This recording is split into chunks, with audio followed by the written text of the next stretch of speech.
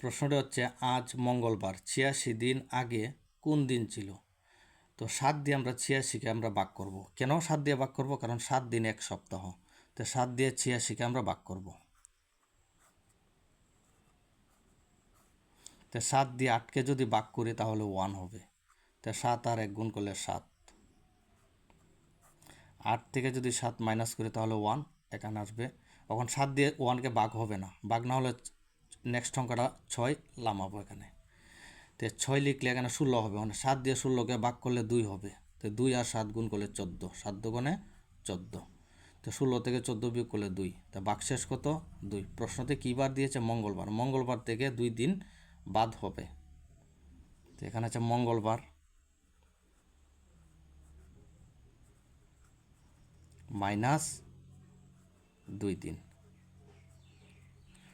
যদি ভাগশেষ 3 থাকে তাহলে 3 দিন বাদ হবে। যদি ভাগশেষ 4 হয় তাহলে 4 দিন বাদ হবে। তো মঙ্গলবার থেকে যদি আমরা 2 দিন বাদ দিই তাহলে কী বার হবে? মঙ্গলবারের আগে সোমবার, সোমবার আগে রবিবার। তাহলে আনসারটা হবে রবিবার।